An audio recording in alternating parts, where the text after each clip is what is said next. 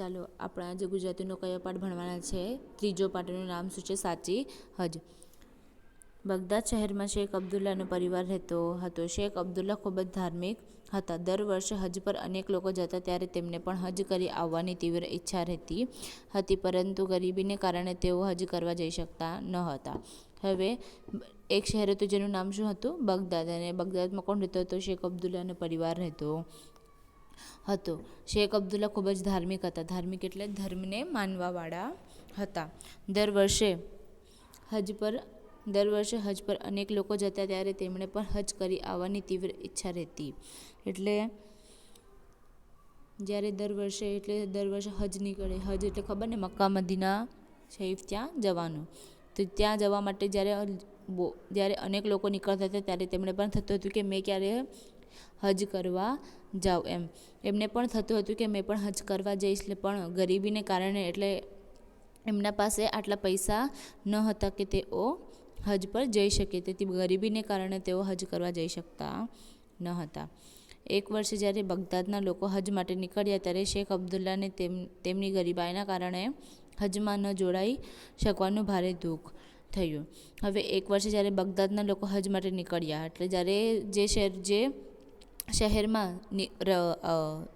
શેખ અબ્દુલ્લા રહેતા હતા એ શહેરમાંથી જ્યારે લોકો હજ માટે નીકળ્યા ત્યારે તેમને ગરીબાઈને કારણે હજમાં ન જોડાઈ શકવાનું ભારે દુઃખ થયું. એટલે એમને થયું કે મેં કેમ ગરીબ છું, મારી પાસે પણ પૈસા હોત તો મેં હમણાં હજ કરવા માટે નીકળી ગયો હોત. એટલે ગરીબાઈના કારણે તેમને ખૂબ જ દુઃખ, બહુ જ હજ ન જઈ શકવાનું બહુ જ દુઃખ હતું. તેઓ વિચારવા લાગ્યા કે જો મારી પાસે પૈસા હોત તો હું પણ હજ કરી પુણ્ય મેળવત. એટલે જો તેમને શું વિચાર આવ્યું કે જો મારી પાસે પૈસા હોત, એટલે મારી પાસે જો પૈસા આવતો તો હું પણ ક્યાં જતે? હજ કરવા જતે અને શું મેળવતે? પુણ્ય મેળવતે. પુણ્ય એટલે પવિત્ર, એટલે સારું કામ કરવું એમ.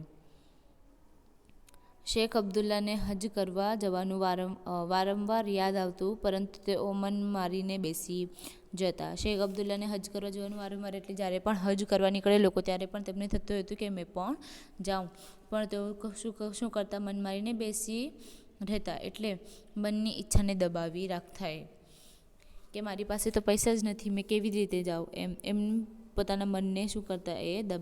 પોતાની મનની જે ઈચ્છા હતી તેમને દબાવી રાખતા. એક વખત રાત્રે તેઓ સૂઈ ગયા હતા અને અચાનક તેમની ઊંઘ ઉડી ગઈ. તેમને કોઈનો અવાજ સાંભળ્યો. હવે એક વખત રાત્રે તેઓ જ્યારે સૂતા હતા ત્યારે અચાનક તેમની ઊંઘ ઉડી ગઈ. એટલે આંખ ખુલી ગઈ એમ અચાનકથી, અને તેમને કોઈનો અવાજ સાંભળ્યો. તેઓ શાંતિથી સાંભળી રહ્યા. વાત કરવાવાળા બે ફરિશ્તા હતા. એક ફરિશ્તાએ બીજાને પૂછ્યું. હવે તેમને કોઈનો અવાજ સંભળાયો. હવે શાંતિથી શું કરતા હતા? વાત સાંભળી રહ્યા હતા. અને વાત કરવાવાળા શું હતા? બે ફરિશ્તા. એટલે ખબર ને, જેમ હિન્દુમાં જેમ દેવદૂત કહેવાય તેમ ફરિશ્તા હતા એ. અને એક ફરિશ્તાએ બીજાને શું કહ્યું કે હે ભાઈ, આજે જે લોકો મક્કા શરીફમાં હજ કરી રહ્યા છે, શું ખુદાએ તે બધાની હજ કબૂલ કરી દીધી હશે?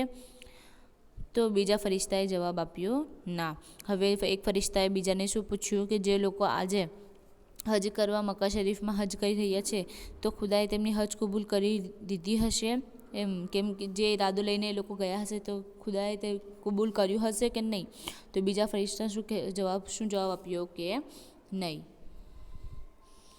હવે બધાનો તો સ્વીકાર નથી કર્યો. પહેલા ફરિશ્તાએ પૂછ્યું તો પછી ખુદાએ કોની હજ સ્વીકારી છે? બીજાએ કહ્યું આ હાજીઓમાંથી કોઈ પણ હજની સ્વીકારી નથી. હવે બીજા ફરિશ્તાએ શું જવાબ આપ્યો એનો? કે ના, બધાનો તો સ્વીકાર કર્યો નથી, એટલે બધાની હજ સ્વીકાર નથી કરી છે. પહેલા ફરિશ્તાએ પૂછ્યું તો પછી ખુદાએ કોની હજ સ્વીકારી છે? એને સવાલ થયું કે પહેલા ફરિશ્તાએ શું પૂછ્યું હવે કે બધાની નહીં તો કોની ખુદાએ હજ સ્વીકારી છે? તો બીજાએ શું કર્યું કે આ હાજીઓમાંથી કોઈની પણ હજ સ્વીકારી નથી. એટલે જેટલા પણ હજ કરવા ગયેલા છે તેમાંથી કોઈની પણ હજ સ્વીકારી નથી. પહેલાએ પ્રશ્ન કર્યો તો પછી આ વર્ષે હજનું પુણ્ય કોઈને નહીં મળે? બીજાએ જવાબ આપ્યો કેમ નહીં મળે? પુણ્ય તો મળી ગયું છે. પહેલાએ આશ્ચર્ય સાથે પૂછ્યું પણ કોને? બીજાએ હસતા હસતા જવાબ આપ્યો, દમાસ્કસના અલી હુસેન મોચીને.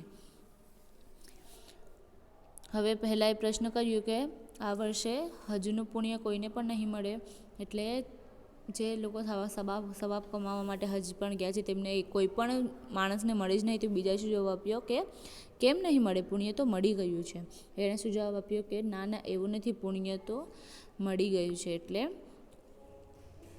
સવાબ તો કોઈએ કમાવી લીધું છે. તો પહેલાં ફરિશ્તાએ આશ્ચર્ય સાથે, એટલે એને તો નવાઈ લાગી તો એણે શું કર્યું, એને પૂછ્યું, આશ્ચર્ય સાથે પૂછ્યું કે પણ કોને? એમ તો બીજાએ હસતા હસતા શું જવાબ આપ્યો કે દમાસ્કસના અલી હુસેન મોચીને. એટલે દમાસ્કસ એટલે જેમ આપણે જોયું કે આ શેખ અબ્દુલ્લા ક્યાં રહેતા હતા? બગદાદમાં. તેમ બીજા શહેરનું નામ શું છે? દમાસ્કસ. ત્યાં કોણ રહે છે? અલી હુસેન રહે છે. તે કોણ છે? મોચી છે. શેખ અબ્દુલ્લા બે ફરિશ્તાની વચ્ચે વાતચીત સાંભળી રહ્યા હતા. વાત પૂરી થતાની સાથે બે ફરિશ્તા અદૃશ્ય થઈ ગયા.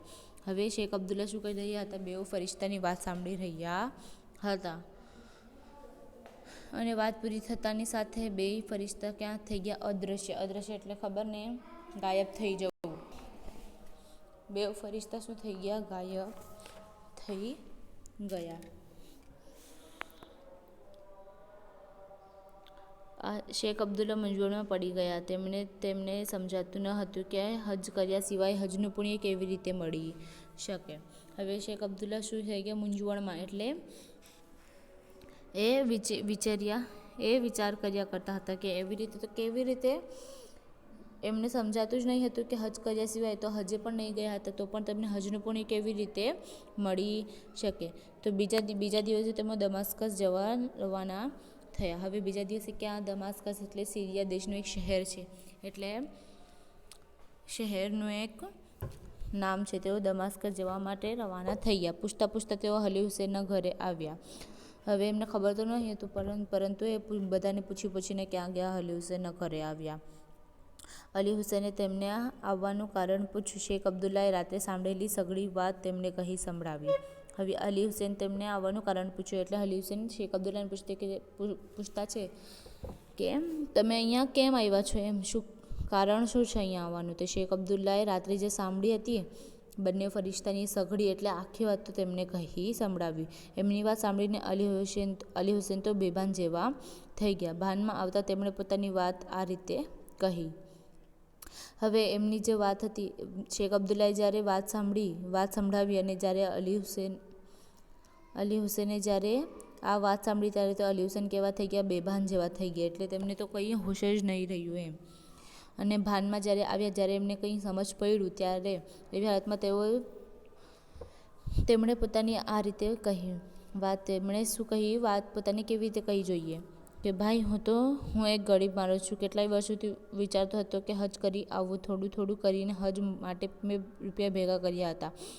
આ વર્ષે હું હજ કરવા જાત, પણ હજ જવાનું નક્કી કર્યું તેના 2 દિવસ પહેલાં મેં મારા પડોશીના બાળકો રોકડ કરતા જોયા.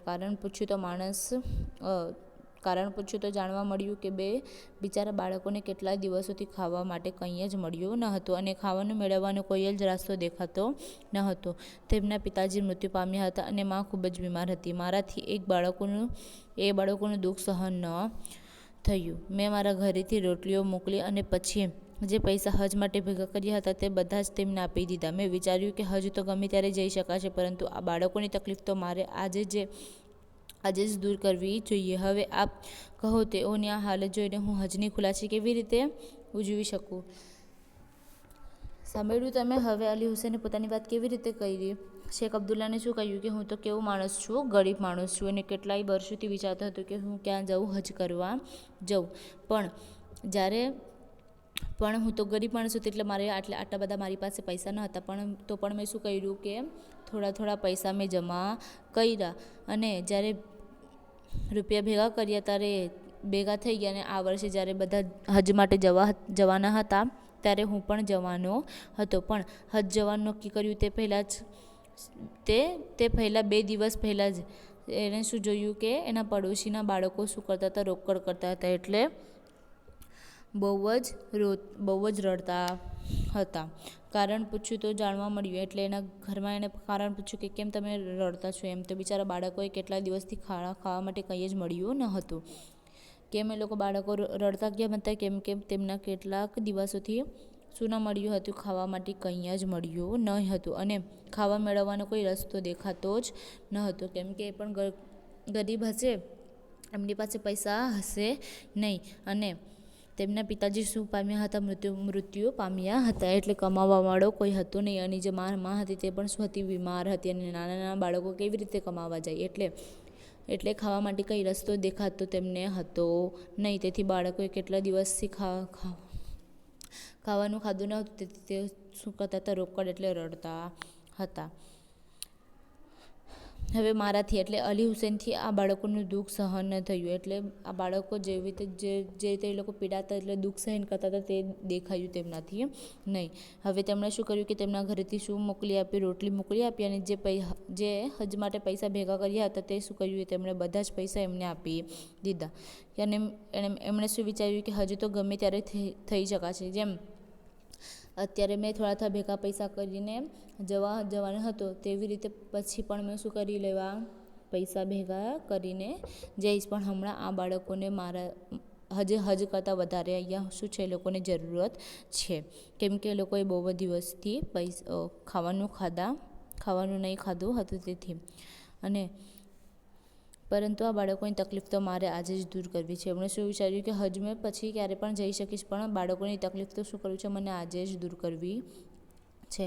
હવે આપ કહો. એટલે શેખ અબ્દુલ્લાને કહે છે કે તેઓની આ હાલત જોઈને હું હજની ખુશાલી કેવી રીતે ઉજવી શકું? એટલે આ બાળકોને આવી રીતે પીડાતા જોઈને, એટલે તકલીફમાં જોઈને મેં કેવી રીતે હજની ખુશાલી એટલે હજ જવાનું જે મને ખુશ થતો, કે એટલે હું હજ જવાનું છે કે હું કેવી રીતે ખુશ થઉં એમ.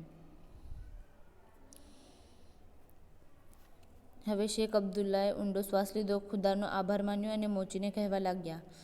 હવે શેખ અબ્દુલ્લાએ શું લીધો? ઊંડો શ્વાસ લીધો, એટલે રાહતની લાગણી અનુભવી, એટલે એમને સારું લાગ્યું, અને ખુદાનો આભાર માન્યો અને મોચીને કહેવા લાગ્યા, ભાઈ હુસેન, તમારી વાત સાચી છે. ખુદાને ખુદાઈ પ્યારી છે. તમે ગરીબ હોવા છતાં પહેલાં દુઃખી બાળકોને મદદ કરી અને હજનો વિચાર છોડી દીધો. એ જ કારણ છે કે ખુદાના દરબારમાં માત્ર તમારી જ હજ મંજૂર થઈ. હવે શેખ અબ્દુલ્લાએ અલી હુસેને શું કર્યું કે ભાઈ હુસેન, તમારી વાત સાચી છે. એટલે તમારી વાત સાચી છે કે પેલા રડતા બાળકોને છોડીને આપણે કેવી રીતે હજ જઈ શકીએ એમ. અને ખુદાને શું પ્યારી છે? એની ખુદાઈ પ્યારી છે. એટલે પવિત્રતા. જેમ બીજાને મદદ કરીએ, જે બીજાને આપણે સહારો આપીએ, મદદ કરીએ, એ જ એમને બહુ જ પ્યારી છે. એણે શું કીધું કે તમે શું છો? ભલે ગરીબ છો, પણ તમને પેલા બાળકોની મદદ કરી, અને હજ જવાનો તમને વિચાર છોડી દીધો, અને એ જ કારણે ખુદાના દરબારમાં એટલે એના કચેરીમાં એમ શું ખુદાના દરબારમાં શું થઈ? માત્ર તમારી શું થઈ? હજ મંજૂર થઈ.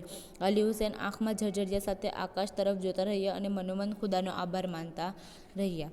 અલી હુસેનના શું આંખમાં ઝરઝરિયા સાથે, એટલે આંખમાં આંસુ હતા એમ. અને અલી હુસેનનો હાથ પગ ઝરઝરિયા સાથે, એટલે આંખમાં આંસુ હતા, અને આકાશ તરફ જોતા રહીને મનમાં ખુદાનો આભાર માનતા રહ્યા. શેખ અબ્દુલ્લા ઉઠ્યા. તેમણે અલી હુસેનના હાથ પકડીને ચૂમ્યો, અને ત્યારે એમણે પણ એનો અનુભવ થયો કે જાણે એમને પણ હજનું પુણ્ય મળી ગયું. હવે શેખ અબ્દુલ્લા ઉઠ્યા અને શું કર્યું? એમણે અલી હુસેનના હાથ પકડીને ચૂમ્યું, કેમ કે એ તો નેક હતા ને, કેમ કે એણે તો બીજાનું શું કર્યું? મદદ કર્યું. એટલા માટે એમના હાથ ચૂમ્યા, અને એમને પણ એવો અનુભવ થયો કે જાણે એમને પણ હજનું પુણ્ય મળી ગયું છે. કેમ કે એ તો અલી હુસેનને જાણતો નહીં હતો, પણ જ્યારે એમને સાંભળ્યું હતું બે ફરિશ્તાની વાત કે અલી હુસેનની હજ સ્વીકારી છે, તેઓ પણ શોધતા દમાસ્કસ ગયા, અને એમને અલી હુસેન તરફ ગયા અને આખી વાત કરી. એટલે એમને પણ શું થયું કે મને પણ શું મળી ગયું છે? હજનું પુણ્ય મળ્યું છે. એટલે આ પાઠમાંથી આપણને શું સમજ પડી છે કે આપણને જો કંઈ કરવું છે તો શું કરીએ? બીજાની મદદ કરીએ. હવે આપણે શબ્દ સમજૂતી જોઈ લઈએ જરાક. હજ, હજ એટલે શું? મુસલમાનો દ્વારા થતી મક્કાની પવિત્ર યાત્રા. ફરિશ્તો એટલે શું? દેવદૂત. આશ્ચર્ય એટલે નવાઈ. દમાસ્કસ એટલે સિરિયા દેશનું એક શહેર છે. અને હાજી એટલે હજ કરી આવનાર વ્યક્તિ. હવે રૂઢિપ્રયોગ જોઈએ કે મન મારીને બેસી રહેવું એટલે મનની ઈચ્છાને દબાવી રાખવી. રસ્તો ન દેખાવો એટલે કોઈ ઉકેલ ન મળવો. હવે આંખમાં જળજળિયા આવે એટલે આંખમાં આંસુ આવવા.